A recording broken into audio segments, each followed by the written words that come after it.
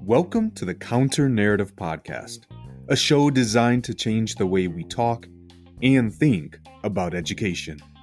By sharing stories of successes and triumphs, we aim to challenge the dominant narrative that often negatively portrays our disenfranchised populations. I'm your host, Charles Williams, an urban educator for more than 15 years, a current school principal in Chicago, an educational consultant, an equity advocate, and the co-host of Inside the Principal's Office. Let's get started.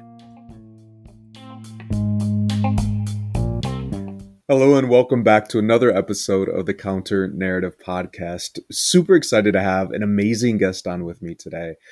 I've actually had the privilege, and I know you guys are like, Charles, you always say these things. You're always connecting with all these people in other spaces. Yeah, it's true. Like, I bring them into these spaces so that way we can really connect and get to know each other a little better beyond the 40 limit characters of Twitter. But I will say I did have the honor and privilege of connecting with my guest today this past summer when all my friends came to visit me at the conference.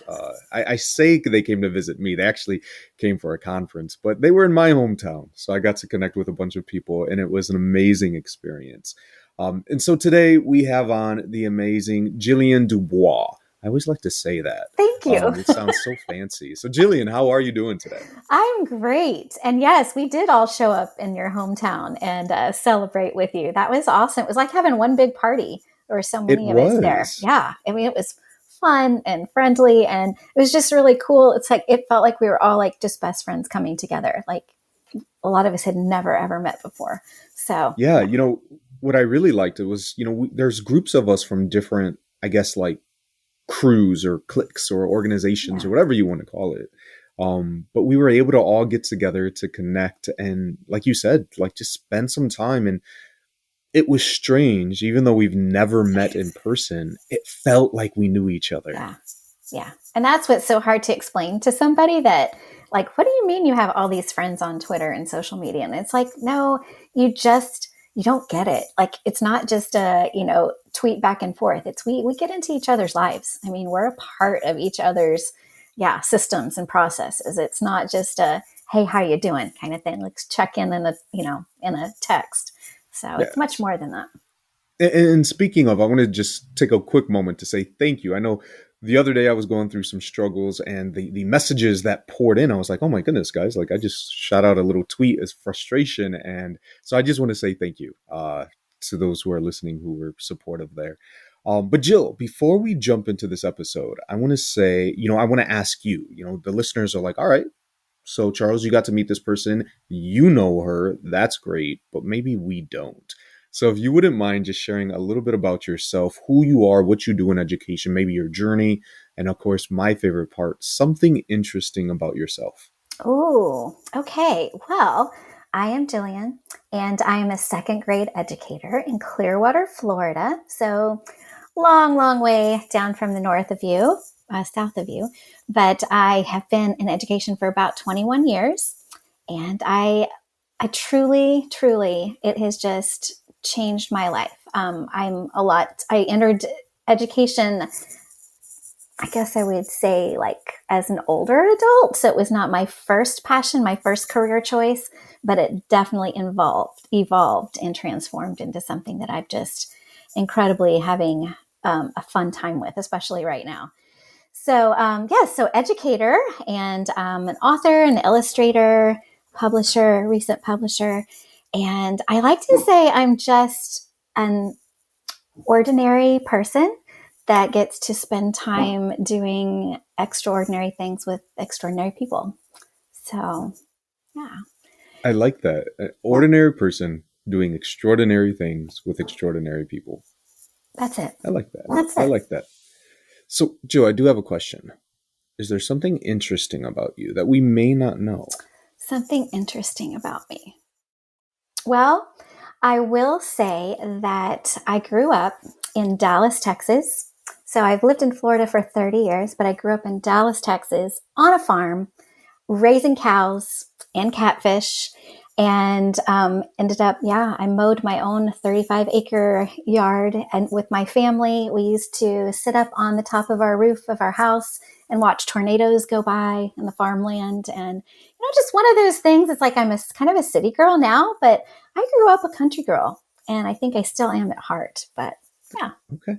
Okay. I did not expect when you said cows and I was like Catfish. chickens, pigs, what it was like cows and catfish. Like that's an interesting combination. Cows and catfish. We had big tanks that we had that were ponds and tanks. I don't know what we call them, tanks, but, and we raised catfish. I don't even know why. We like fed them catfish chow, and they got huge. And I guess people would just come fish for them in the country, and they would buy them from us. They'd fish them, take them home. So Hey, eat them. I hey. don't know what they did with them. I didn't like catfish. So Okay. All right. Well, I'm a huge fan of catfish. So, but I've never, fished for one. Normally they just come to my table fried and ready to yeah. go. So I have no idea. Well, and if you come to Florida, you get like Gulf seafood. You get like grouper and mahi, and it's so Yeah. different. So I think when you go to catfish, or you come from like, but you go to fresh Gulf seafood, it's like there's something really different about that. So Well, speaking of, I may be down there in January for the FETC conference. I'll be So there. Yes. it's, now I'm coming to you. You came to me and now I get to come Yes. down to see you. Awesome. Are you presenting? Um, I am not presenting. A colleague of ours is presenting, but we are also hosting a session for our new book. And so connecting with people down there on that Tuesday, the very first day of the conference. Oh my So very goodness. much looking forward to connecting Yes. with some more educators in another space. I will be there, and that'll be my first. I've never presented nationally. It's my first. Yeah, I'm doing a workshop on doing author work and illustrating and publishing. So Nice, nice. I What day are you know. presenting? Thursday. Thursday. All Thursday. right. We will Yep. still be there. And Awesome. so, listeners, viewers, if you are watching or listening and you're not going to the conference, now you have two reasons why you should be going to the I know, conference. right? Just because we're so much fun, Charles, and everybody wants Exactly. to meet us. Now this podcast has to live up to that, right? I Like know. if we fail, they're gonna be like, "What? No, I'm not going to the conference." So, Jillian, let's dive into the heart of this. I know you said that you spent 20 plus years in education, so I know that you've done a lot of work, and there's a reason why we share many of the same spaces. So I'm curious, how have you witnessed kind of the challenge against that dominant narrative, right? The pushback and saying, no, here's some reality around education. So I'm curious what story you have to share. Yeah. So, when you asked me to share my journey, I thought, gosh, that's a long story.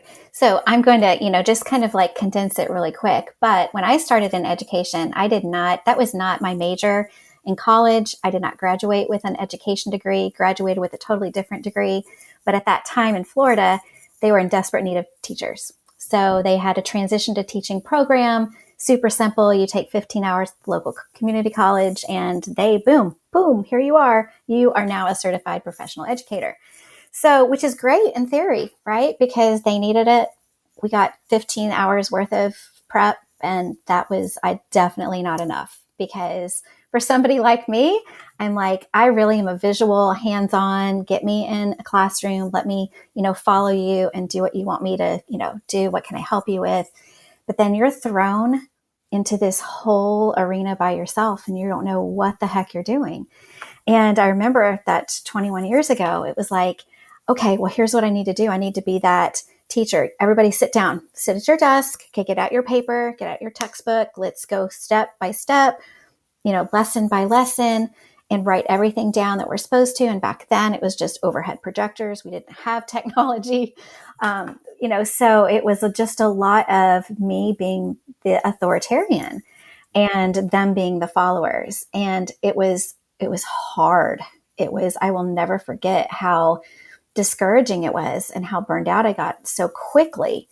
And it wasn't until my own son started school and started having some academic issues and some challenges that I went, wait, there's it can't all be the same for every kid. It can't be this way. And I know I followed my son, had an IEP all through school, all through his academic career. And I think I just started realizing and evolving as he was evolving into different grades that this is not school. And this is really before growth mindset came along and strengths-based learning and project-based learning and all of that. So, it was kind of on the cutting edge. It was coming, that whole I do, you do, we do mentality, but it was just hard. And I will never forget, I remember stepping back, and when my son hit middle school, we thought, all right, some things have to change because he was struggling so much, wasn't getting the support he needed. I wasn't able to support my own students in the classroom that really, with differentiating needs and styles of the kids. It was just so hard to accommodate for all of them. And we had very little support in and out of the classroom, inclusive support. So I remember when he got through middle school, got to high school, and was just at that point so frustrated. And I was frustrated as an educator because here I had to work all day and then come home and try and work all night with a student who was struggling. And I thought, how many parents do that? How many parents have a full-time job that they have to work and have to come home and do 4 or 5 hours of homework with kids a night? It's not fair.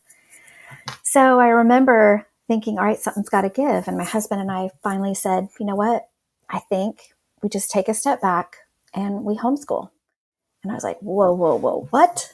What? I'm a teacher, but I cannot homeschool a teenager at home. He's like, no, let's just see what happens. Let's talk to him and see what he thinks. And I will never forget, we brought that idea to him and he started crying. And I'm like, oh, buddy. I'm so sorry. Because he's a very social kid, loved school, really. Didn't like the work, but loved school. I'm like, why are you crying? Are you upset about this? And he goes, no. He goes, I'm so relieved that I can be who I need to be, and I'm going to learn a totally different way, and you're going to help me get there. You're going to help me thrive and succeed. I'm like, okay, that's what we're going to do. So for 4 years, I stayed home with him, which totally transformed the way that I taught, because no longer was it, he's not sitting at a desk. I'm teaching him from a textbook. We were going to museums. We were going to galleries. We were going to events. He had science out on a farm, sitting on top of a horse, reading his science book. He found those ways that he learned best, and I let him do it because I'm like, how's that going to hurt, right? And he thrived, totally thrived. So when he graduated, we had a huge celebration. But the next year, I went back into the classroom. That was 6 years ago. And I have never looked back. I've never, ever said, all right, you guys sit down, open up your book. Here's the lesson we need to get to. There are no gaps under my watch. You are not going to fall behind. You're going to stay up with me. Everybody's going to be doing the same thing. No, I totally just changed. And I guess it was like, now it's like I almost sparked a movement in myself because I was no longer that authoritarian. I'm like, let me meet you where you are. I have to figure out who you are. I need to build those relationships with my students. And that wasn't done 20 years ago. Now it's a big thing. Now we're going against that. That's the pushback. It's like, no, don't just accept these kids coming into your room as just students. They need to be a part of your life. You've got to know them. You've got to know why they're coming. If they're coming in your room in the morning, meet them at the door. You could tell if they're angry, if they're disappointed, if they're hungry, if they're excited to be there, if they're sad. You can read it. Read the room. I mean, as teachers, it's like that's just the biggest thing. I know it's like getting on a soapbox right now, but hey, no. Ooh, my goodness. I mean, there's just nothing more. Yes. And it requires radical commitment on our part. And it's messy and it's hard and it's tiring. And I have seen so many things on social media that have said, well, for the past 2 years, kids have not had, the last time they had a normal school year, it was 2 years ago. Yes, but nothing's normal anymore. Nothing is going to return to normal anymore. So we've got to, I don't want to say create that new normal, but we're learning as much as the kids are. So we've just got to adapt, have that radical commitment, be willing to put in the effort, get off our booties and make it work. Well, I love what you're talking about. This idea that, we need to capitalize on the shifts that have occurred, right? I mean, we wrapped up our benchmarking at the beginning of year benchmarking, and my teachers were devastated. And I asked them, I said, "Why are you so upset?" They're like, "Look how poorly they did." And I was like, "Yeah, like we knew this was going to happen. I don't know why you're upset." I said, "It's not a reflection of you. You didn't do anything wrong." I said, the approach to learning was disrupted. And so if we maintain these antiquated, they were antiquated before the pandemic, but if we maintain these metrics that said all students must be at these points at this point in time, I said they're going to be even further behind. I said, so we can do that. And we're always going to fail to meet the mark. We're going to be upset with ourselves. Our students are going to be, frustrated because they're never going to meet those metrics. Or we could revamp the way we do education and figure out what it is they need. And really, as you mentioned, really start to embrace this idea of personalized learning, which you said it was on the fringes before, but it's like, it's there now. And if only we embraced it, like things will be different. It'll be a lot easier for us to move forward outside of us trying to go back and saying, well, that was the norm before. Those were the metrics before. How do we get back to that place? And it's like, why are we trying to do that?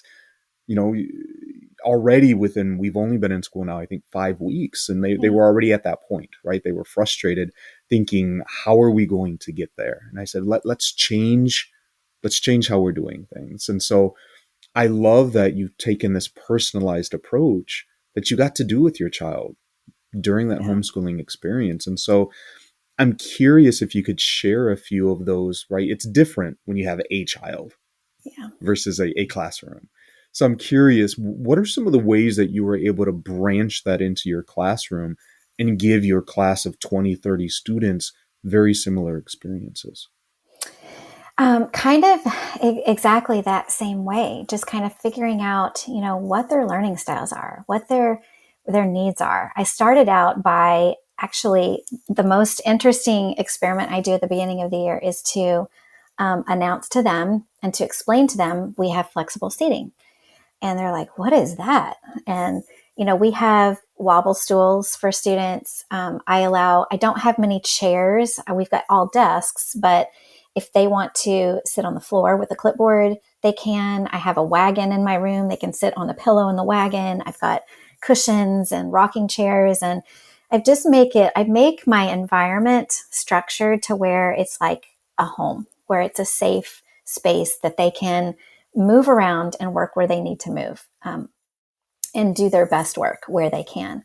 If it's sitting underneath their desk, on top of their desk, and they've all really respected that.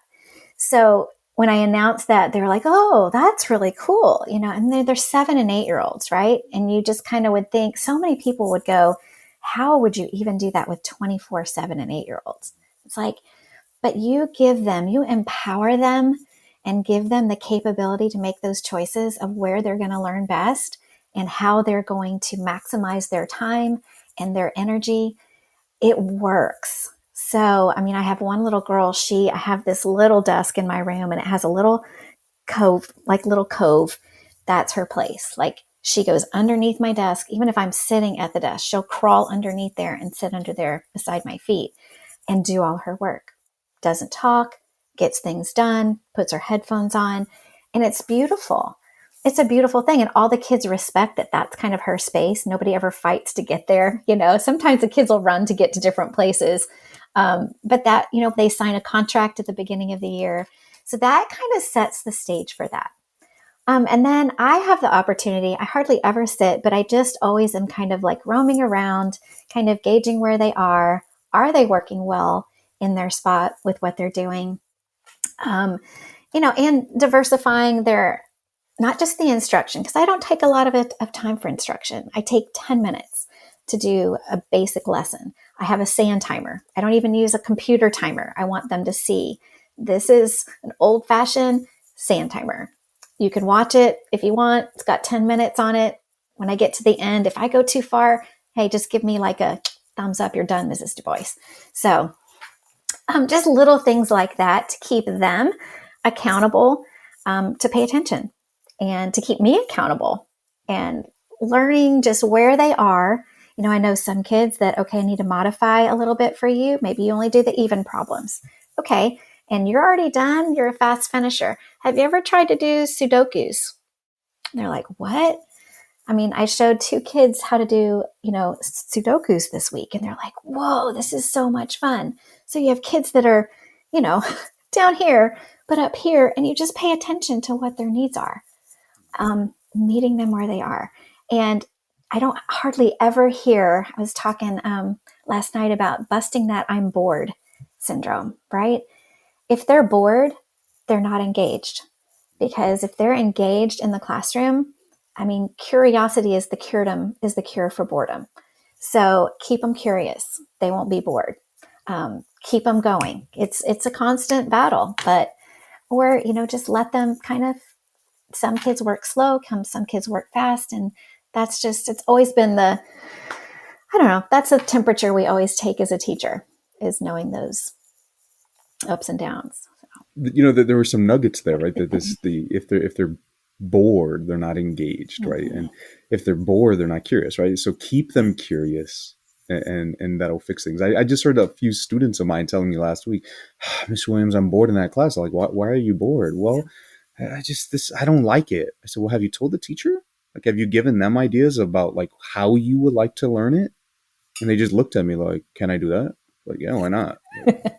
Try it and see what she says. And if you don't like what she says, come and let me know and I'll talk to her. But I'm absolutely the same way. I used to, years ago when I was in the classroom, I used to run my classroom that exact same way.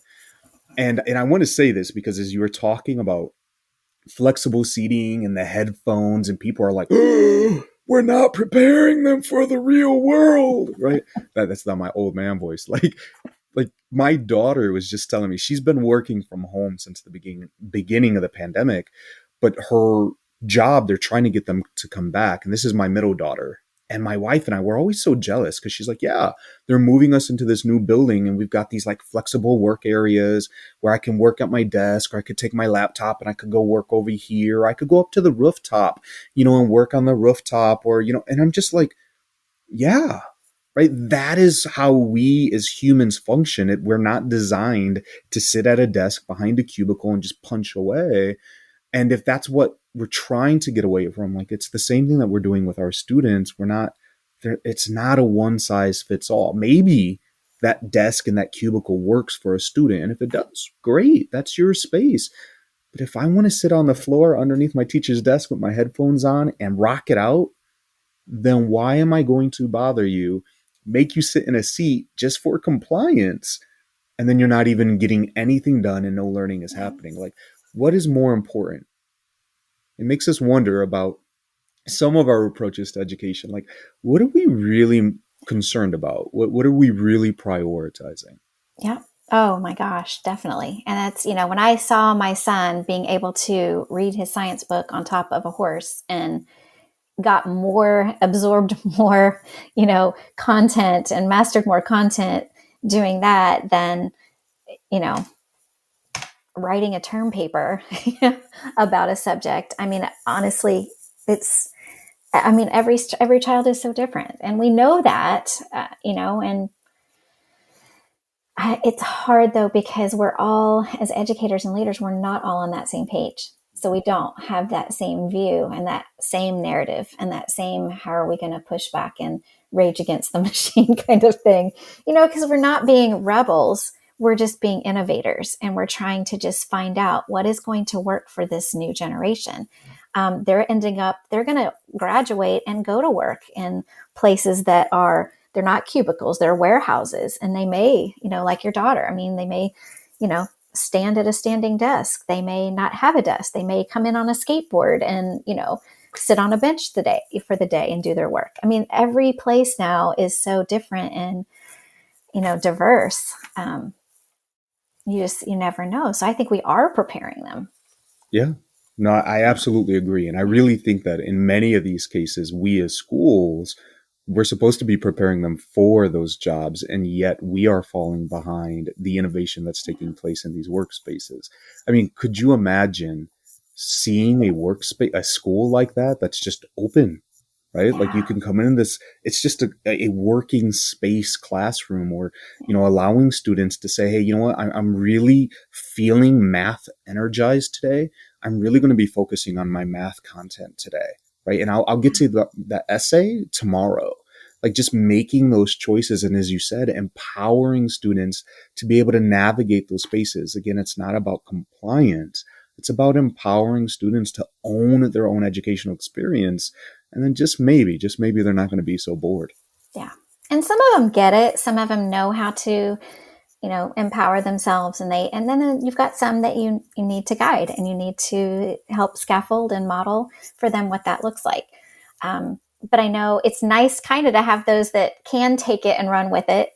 Sometimes I'll even give them assignments, and I'll be like, hey, you know what? I need to create a smart board word search for our spelling words. Do you think you could do that for me? They're like, yeah. And I have them do it, and then they're like, hey, y'all, the word search is ready. Everybody can get and do the word search. They all grab their iPads and do the word search. And they're like, wait, he got to do that? Like, yeah. Like, can I do it next time? Sure. I'll show you how, or I'll let him show you how. So it's just creating that culture where everybody wants to be part of everything, and everybody, even if they don't know how to figure that out, well, he can teach you. He did it this week, so he can teach you how to do it next week. And that gives, that student, I know we usually get away from peer mentoring, right? But why not go back to that? Because if that is working, if that's what making that student feel, he feels important and empowered because now he can go teach somebody else how to do what he just did for me. It's, we just have to be flexible, and have to have that resiliency just to have those new ideas and flash them around. And if they don't work, they don't always work. Right. I mean, some of them fall quite flat. I'll be honest. But then you transition and you move to something different. So So earlier you said we just, not everybody is on the same page as educators, right? And so I'm curious, in your experience, since the 6 years that you've been back and you've taken this new approach, what are some of the hesitations or the holdups that you see that educators are like, no, like I can't have flexible seating, or I can't, allow all of this kind of empowerment happening in my classroom? What are some of the reservations that you've experienced? I think it is fear. I think it's fear of having to learn something new. Um, and maybe fear that the students are not going to be able to rise up and have the ability to do what you want them to do. We're not giving them enough. So many teachers are not really giving them enough credit that they can have the ability to just try. Just try it, see what happens. Yeah, it can fail, but yeah, it can go in an amazingly creative, brilliant way that everybody is happy. I think with a lot of teachers that have been in education for a long time and leaders, I think it's hard. The technology aspect is difficult, trying to figure out. And I was one of those. I mean, when I came back 6 years ago, so much had changed, but I just started doing more PD. I started understanding that that was what we're going to need. And our school's one-to-one iPads, which is very nice. We have access to technology. And I know a lot of schools don't have that, but if we have it, we got to use it. We need to embrace all of those programs that we can, because they're only going to get bigger, and we're only going to use technology more. So not everything we do is technology based, but I think we've just we've got to broaden kind of like our mind to allow that to come in and to be a good part of our day. You made a good point in this idea that we can't allow our own fears and reservations to serve as the boundary lines for our students. They are capable of so much more than like as you said, that we give them credit for. Yeah. And if we say nope, I'm just going to hold you back, then we're doing a major disservice.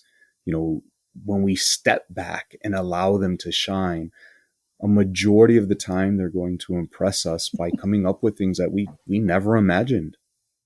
They do. Even in the same like programs we use, I'll give them a lesson and they'll be like, "Well, how do you do this?" And I'm like, I don't know. Let's figure that out together. And within, 2 minutes, I'll have one of my bright kids go, "Oh, all you have to do is this," because I do this all the time. I'm like, "Oh, great. Well, show me, right? Or show the class." So they end up teaching me things. And I'm like, that's awesome. Thank you. And you know what? I don't go, "Oh, thanks. I'm so embarrassed. I'll be better next time." No, I go, "That is awesome. You just taught me something I didn't know. Let's celebrate that." I mean, we do celebrations in our class all the time. It can be for little teeny tiny things. It can be for, how did you solve 9 plus 7? Well, I solved it this way. Well, I solved it this way. Well, I used my fingers. Awesome. I mean, we all did it different ways. We got to the same place, but we did it different ways. Let's celebrate. So every day, if you celebrate every little win, every little thing, even the things that they're struggling with that they think they're not winning, make them a win.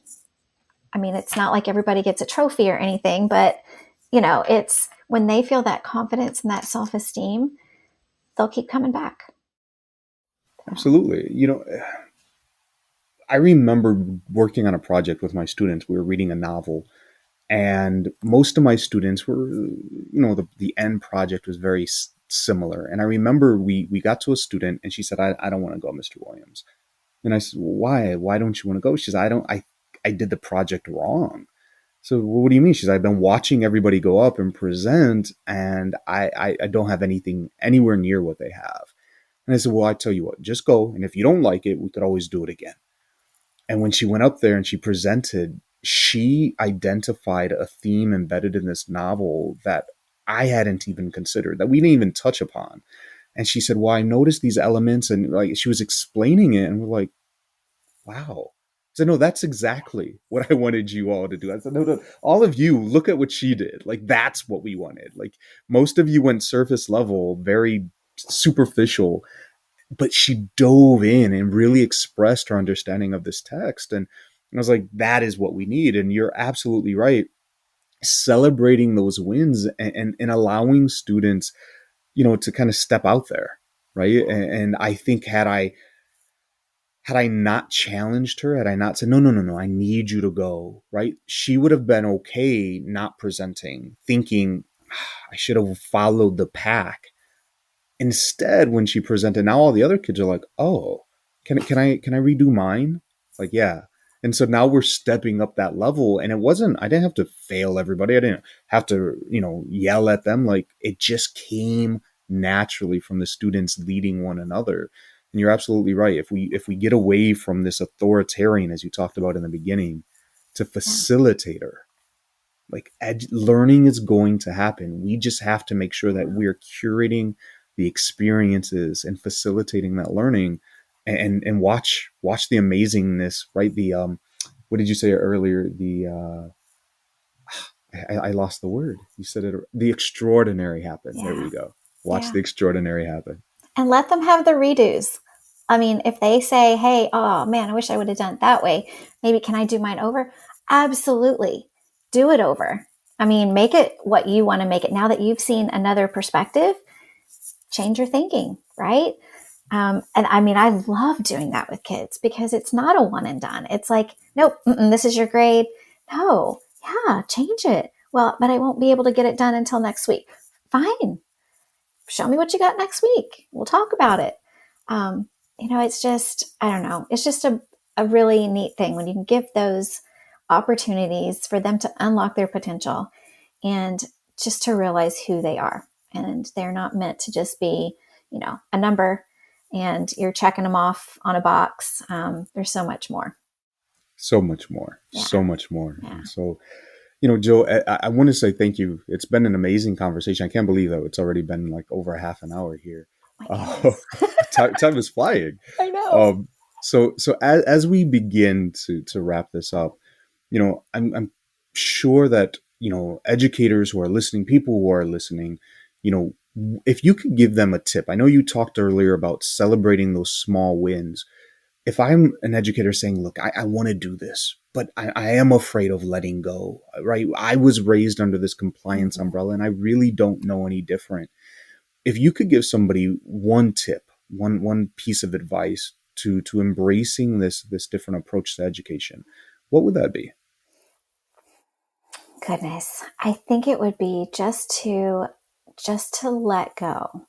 Let go of that control. I think we're so used to controlling so much in our life. We control our home life, we control our work life, we control the school life.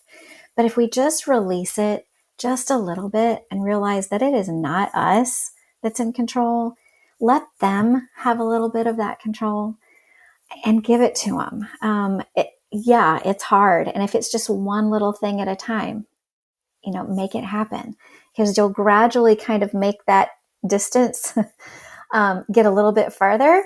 And you'll see when you step away, you'll see they can do this without me having to hover over them, showing them what to do, telling them what to do.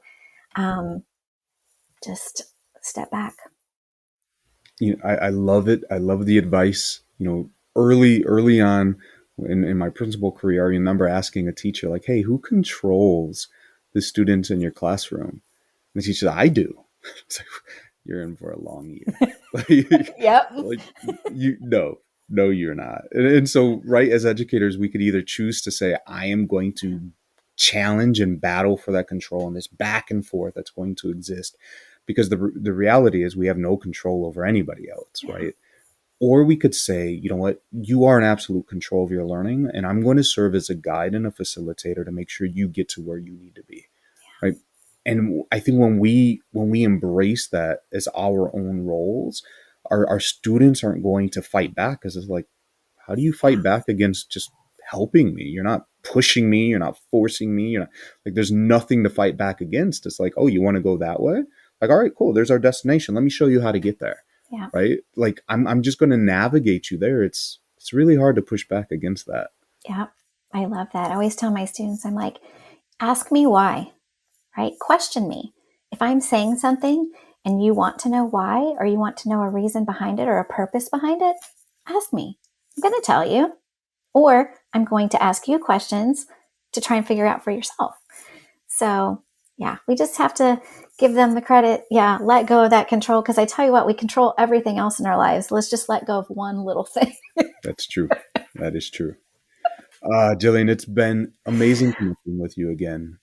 So Yeah. I would love for you to share, maybe some people are not going to be able to make it down to the conference, unfortunately for them. But if they still want to be able to connect with you and touch base with you, what are some ways that they can find you? Please find me on Twitter. Usually that's where I am, Jill DuBois 22. That's Twitter. Let's see. I mean, that's where I am. I'm on LinkedIn. I think I have all of those little, I don't know if I have them somewhere for you, but Facebook, Instagram, but I'm kind of pop in and out everywhere. But yeah, Twitter will get you there. All right. All right. And I know earlier you mentioned that you are an author and a publisher. Do you want to Yeah. give yourself a quick plug and so people can see some of the work that you're doing there? Sure. Well, if you hop over to impartedjoy.com, you will see that is a brand new venture for me. It's been an adventure. It's not even been a year since my first book was published. It'll be November, I believe. I have 3 children's books out that have SEL messages. So one is Live Seashells. I have Road to Awesome with Darren Peppard. And then I wrote Look at You, Piper Lou. So, and they are all on that website. I love to illustrate, so I wrote them, illustrated, published them, and am starting to connect. I actually have 4 or 5 projects right now going on outside of school, publishing other authors and illustrators, and working on a few collaborations myself with another author. So, just a lot of fun. It started out being a passion project, is now something a lot bigger. So who knows where that's going to head in the next couple of years. I might start to phase out of the classroom and follow those dreams. So, Well, wonderful. Well, yeah, Jillian, as I always say, I want to say thank thanks. you, for the amazing work that you're doing, around the field of education in the classroom, amplifying the voices of other educators. And of course, thank you for being on the show. I am sure that our listeners have learned much from you. I know I always pull some gems from our conversation. So I just want to say thank you, thank you, thank you. Well, thank you. It was a joy.